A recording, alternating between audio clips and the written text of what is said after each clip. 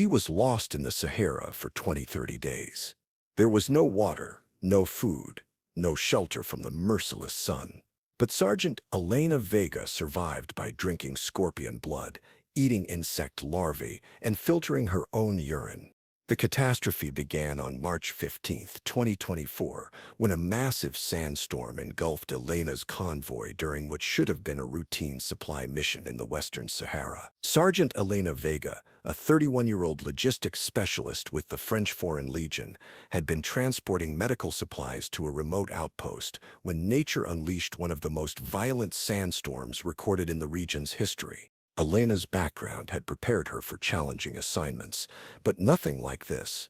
Born in Barcelona to a family of mountain guides, she had grown up understanding how harsh environments could kill the unprepared. Her childhood in the Pyrenees had taught her to respect nature's power, but the mountains bore no resemblance to the alien landscape of the Sahara Desert. Military service had taken Elena to difficult postings around the world. She had served in Afghanistan's mountains, Mali's arid regions, and Chad's border zones. Each assignment had taught her something about survival in hostile environments, but the Sahara would test everything she had ever learned about staying alive. The Foreign Legion's training had been comprehensive but necessarily general. Elena knew basic desert survival principles: conserve water, seek shade during peak heat, signal for rescue, and ration supplies carefully. She had practiced these techniques during exercises in controlled conditions with instructors nearby and extraction guarantee. But no training exercise had prepared her for the reality of being completely alone in over 3 million square miles of lethal terrain, with no possibility of rescue and no idea which direction might lead to safety. The sandstorm that destroyed Elena's convoy was a phenomenon known locally as a simoom, a hot, dry wind that could reach speeds of 100 miles per hour while carrying enough sand to bury vehicles and obliterate landmarks. Elena watched helplessly as the storm transformed familiar terrain into an alien moonscape where navigation became impossible. Her convoy of 3 vehicles had been traveling a route used regularly for supply runs when the storm hit with unprecedented fury. Elena's vehicle was the middle one in the formation when visibility dropped to 0, and hurricane-force winds began moving sand dunes like liquid waves. The driver tried to maintain course, using GPS and radio contact with the lead vehicle, but the storm's electromagnetic effects disabled electronic equipment while the wind physically moved the vehicles off the established track. Within minutes, Elena's truck was separated from the convoy and driving blind through a maelstrom that seemed designed to kill anything caught in its path. When the vehicle finally stopped, it was because sand had accumulated around the wheels to a depth that made further movement impossible. Elena and her driver, Corporal Martinez, waited in the cab while the storm raged around them, hoping that the weather would clear quickly and allow them to re-establish contact with their unit. But the storm continued for 3 days and nights. Elena watched in horror as sand accumulated against the windshield until they were effectively buried alive. The weight of sand on the roof created ominous creaking sounds that suggested the vehicle might collapse. Worse, their radio remained dead, and their GPS showed only error messages. Corporal Martinez began showing signs of claustrophobia and panic as the burial process continued. On the second day, he attempted to dig out through the driver's side door, but was immediately overwhelmed by sand that poured into the cab faster than he could remove it. The effort exhausted him and used precious water from their emergency supplies. On the third day, Martinez suffered what appeared to be a heart attack brought on by stress, dehydration, and the psychological pressure of their situation. Elena performed CPR and used their medical supplies to try to save him, but without proper equipment and in the confined space of the buried vehicle, her efforts failed. Elena was now completely alone. When the storm finally passed on the 4th day, Elena managed to dig her way out of the buried vehicle to find herself in a landscape that looked nothing like the terrain they had been traveling through. The storm had moved massive amounts of sand, creating new dunes and burying familiar landmarks. The road they had been following was gone, erased as completely as if it had never existed. Elena's initial assessment was grim. She had 2 bottles of water, 3 military rations, a survival knife, basic medical supplies, and the clothes she was wearing. Her radio was permanently damaged, her GPS was dead, and she had no idea which direction would lead her to safety. More critically, she had no idea how far the storm had carried her, or whether she was still anywhere near the original route. The Sahara Desert covered over 3 million square miles, stretching across multiple countries. Elena could be anywhere within that vast expanse. And without navigation equipment, any direction she chose could lead her deeper into the desert rather than toward civilization. Standard desert survival doctrine called for staying near the vehicle and signaling for rescue aircraft. But Elena quickly realized that her buried truck was invisible from the air, and no search aircraft had appeared during the 4 days since the storm began. Elena faced a choice that would determine whether she lived or died. Wait for rescue that might never come, or start walking in the hope of finding water or civilization before her supplies ran out. She chose to walk. Day 1 of Elena's desert ordeal began with her salvaging everything useful from the buried vehicle. In addition to her basic supplies, she found a tarp that could provide shade, some plastic containers that might be useful for water collection, and several feet of rope that could have multiple survival applications. Elena also performed the grim task of burying Corporal Martinez. She couldn't dig a proper grave in the shifting sand, but she covered his body with rocks and debris from the vehicle while saying a prayer for his soul. Elena promised Martinez that she would survive to tell his family what had happened to him. The first day's walking was a revelation in how quickly the desert could kill. Despite starting early in the morning, Elena was exhausted within 2 hours. The sand made walking difficult, requiring extra energy for each step. The heat was building toward what would be a peak temperature of over 120 degrees Fahrenheit. By midday, Elena was forced to seek shelter and wait for temperatures to drop. She created a minimal shade structure using the tarp and some debris, but even in shade, the temperature was over 100 degrees. Elena could feel her body losing water through perspiration faster than she could afford to replace it. The afternoon brought Elena's first lesson in desert navigation. Without landmarks or GPS, she had been walking in what she thought was a straight line toward the east. But when she climbed a sand dune to get a better view, she realized that she had been walking in a large circle. The desert's uniform appearance and shifting sands made straight-line navigation nearly impossible. Day 2 brought Elena's first serious encounter with desert wildlife. She discovered that the seemingly lifeless sand was actually home to various creatures that had adapted to survive in extreme conditions. Some of these animals represented potential food sources, but others posed deadly threats. Elena's first scorpion encounter happened when she was searching for shade. Under a rocky outcrop, the small arachnid was hiding in the shadow, and Elena's movement disturbed its resting place. The creature immediately adopted a defensive posture, with its stinger raised and ready to inject venom that could kill a human within hours. Elena's military training had included basic information about desert wildlife, but facing a live scorpion in survival conditions was entirely different from classroom instruction. She knew that scorpion stings could be fatal, but she also realized that the creature's body might contain fluids that could supplement her dwindling water supply. Using her knife and extreme caution, Elena managed to disable the scorpion's stinger and capture the animal.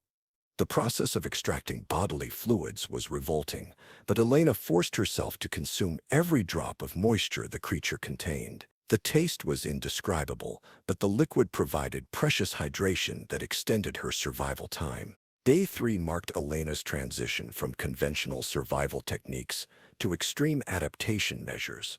Her water bottles were nearly empty, and no rescue aircraft had appeared. Elena realized that she would have to develop completely new approaches to finding water and food if she wanted to survive more than a few more days. The scorpion blood had provided minimal hydration, but Elena needed to find renewable sources of both water and nutrition. She began experimenting with techniques that were not covered in any survival manual, including the psychologically challenging process of filtering and recycling her own urine. Elena's knowledge of physiology told her that urine contained water that could be reclaimed through filtration, even though the process involved consuming waste products that her body was trying to eliminate. Using cloth from her uniform as a filter, Elena began processing her urine to extract additional hydration.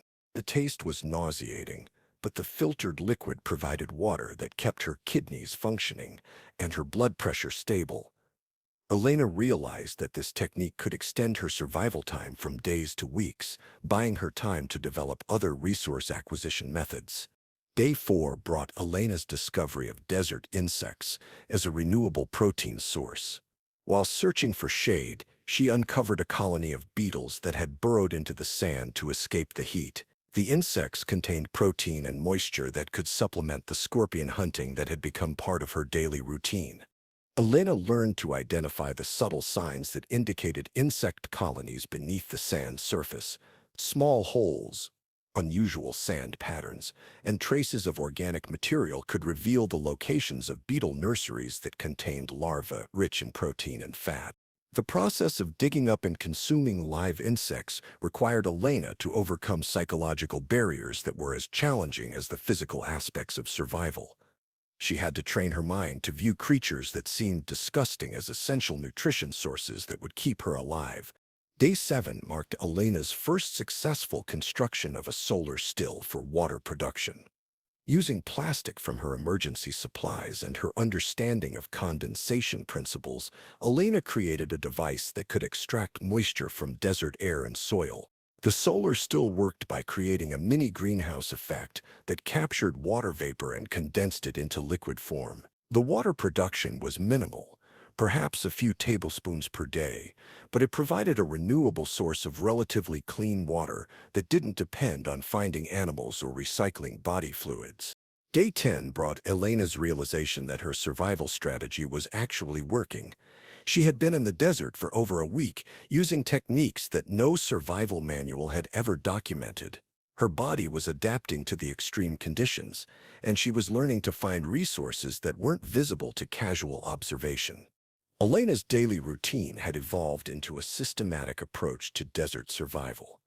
She traveled during the cooler hours of early morning and late afternoon, rested during the brutal midday heat, and spent her shelter time hunting insects and maintaining her water production systems.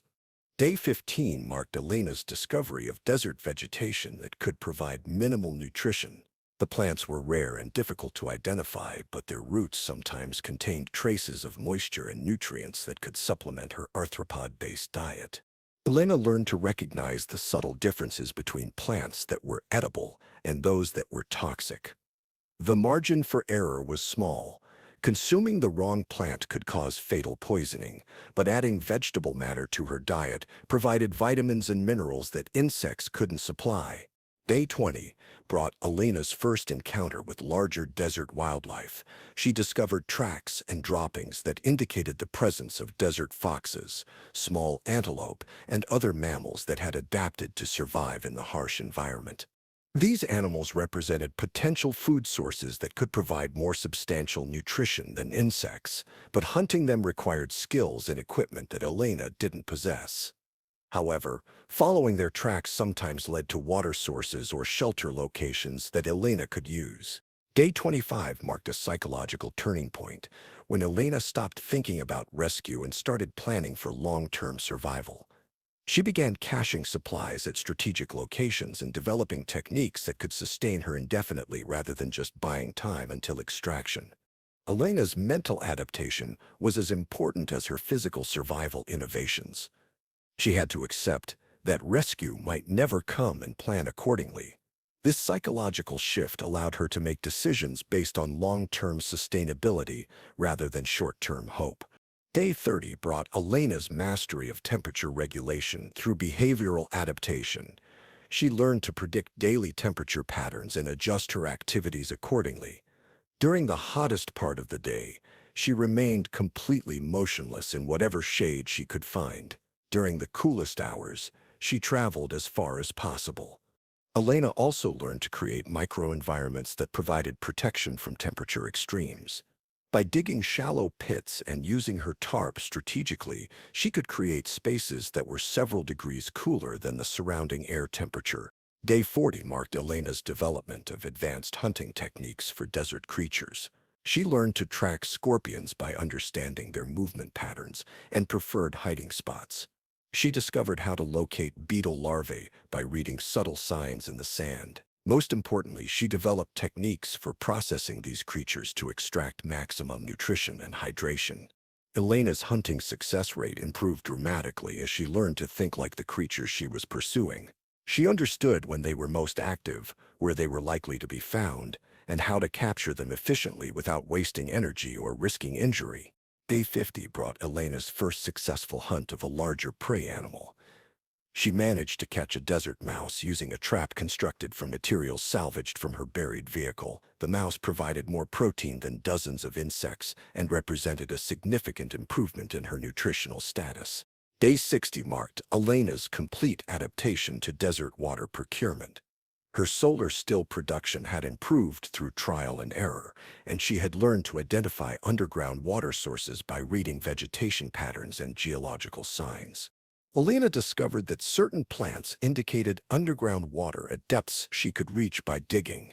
The process was labor-intensive, but it provided access to relatively clean groundwater that reduced her dependence on urine recycling and insect fluids. Day 75 brought Elena's development of seasonal survival strategies. She realized that desert conditions changed throughout the year, and she needed to adapt her techniques to take advantage of seasonal variations in temperature, rainfall, and wildlife activity. Elena began planning her movements based on seasonal patterns rather than random wandering.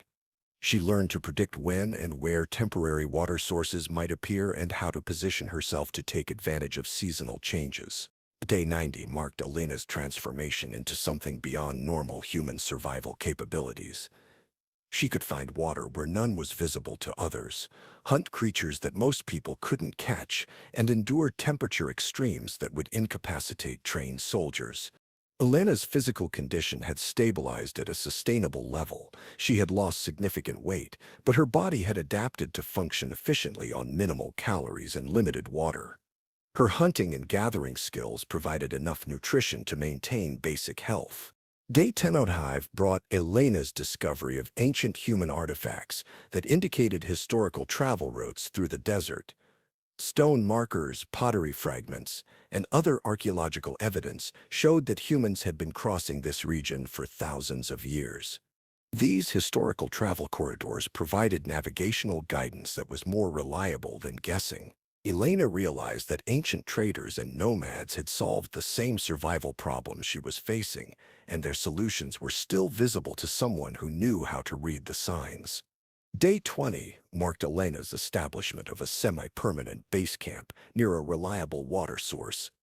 She had found a location where her solar stills worked efficiently, insect hunting was productive, and shelter materials were available. From this base camp, Elena could conduct extended foraging expeditions while maintaining a secure location to return to.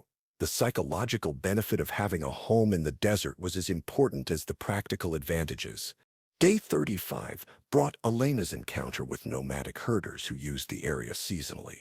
Elena chose not to make contact immediately, but she observed their techniques and learned additional survival methods by watching how people who lived in the desert full-time managed to thrive. Elena learned about desert navigation techniques, water location methods, and food procurement strategies that had been developed over generations of desert living. These observations improved her own survival capabilities significantly. Day 50 marked Elena's decision to begin moving toward inhabited areas rather than continuing to survive in place. She had spent 5 months learning to live in the desert, and she was confident that she could survive the journey to civilization. Elena's movement strategy was based on the ancient travel routes she had discovered and the seasonal patterns she had learned to predict. She planned her route to maximize her chances of finding water and shelter while minimizing exposure to the worst environmental conditions. Day 65 brought Elena within sight of modern infrastructure for the first time since her ordeal began. She could see power lines and vehicle tracks that indicated nearby human habitation, but she approached carefully to avoid surprising people who might react badly to a stranger emerging from the desert. Day 80 marked Elena's first contact with other humans since Corporal Martinez's death. She encountered a Border Patrol unit that was initially skeptical of her story until she was able to provide details about her unit and mission that verified her identity. Day 90 brought Elena to a medical facility where doctors could assess the physical toll of her desert survival. She had lost over 70 pounds and showed signs of chronic dehydration and malnutrition, but she had avoided serious illness or injury despite conditions that should have killed her within days. Day 23 marked Elena's official extraction from the Sahara and the end of the longest documented solo survival in desert conditions. She had spent nearly 7 months in one of Earth's most hostile environments, using techniques that redefined what was possible for human survival. Medical examination revealed that Elena had developed physiological adaptations that allowed her to survive on minimal water and unusual food sources. Her kidneys had become extremely efficient at water conservation, processing fluids in ways that maximized retention while minimizing waste. Elena's digestive system had adapted to process insects, small animals, and desert plants that would have caused illness in someone not adapted to such a diet. Her metabolism had adjusted to function on drastically reduced caloric intake while maintaining essential body functions. The scorpion blood that had sustained Elena during her first weeks in the desert became the subject of intensive nutritional analysis. Researchers discovered that arachnid hemolymph contained proteins, amino acids, and trace minerals that could provide essential nutrition when no other sources were available. Elena's techniques for extracting and processing scorpion fluids became part of advanced survival training curricula. Her methods demonstrated that creatures often dismissed as dangerous pests could actually serve as life-sustaining resources when processed correctly. The insect larvae that had provided Elena with renewable protein were found to be nutritionally superior to many conventional food sources. Beetle grubs contained high levels of protein, essential fats, and vitamins that could prevent malnutrition during extended survival situations. Elena's innovations in insect hunting and processing provided new approaches to obtaining nutrition in environments where conventional food sources were unavailable. Her techniques for locating, capturing, and preparing insects became standard components of desert survival training. The urine filtration and recycling methods that Elena had developed demonstrated that the human body could extend its water usage far beyond normal limits when processed correctly. Her filtration techniques removed enough toxins to allow safe consumption while providing essential hydration. Elena's water reclamation innovations influenced the development of survival equipment designed for extreme environments. Her improvised filtration systems provided models for portable water processing devices that could function without external power sources. The solar stills that Elena constructed using salvaged materials became prototypes for emergency water production systems. Her designs demonstrated that significant amounts of water could be extracted from apparently dry environments using simple technology and scientific principles. Elena's desert navigation techniques, based on reading subtle environmental signs and understanding seasonal patterns, provided alternatives to electronic navigation systems that could fail in extreme conditions. Her methods for using natural landmarks and ecological indicators became part of survival training programs.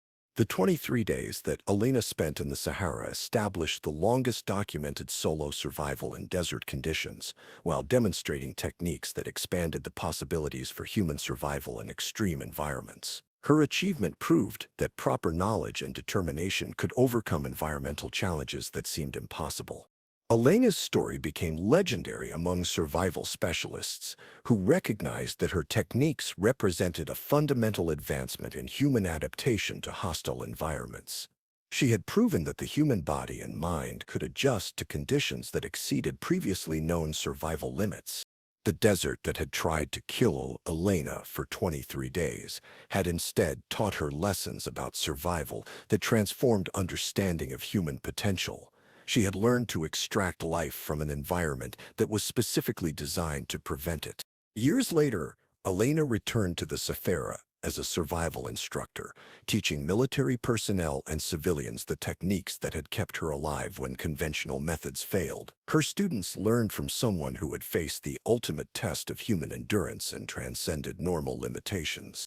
The scorpion blood insect larvae filtered urine, and improvised water collection systems that had sustained Elena during her desert ordeal represented innovations in survival science that influenced emergency preparedness and military training programs worldwide.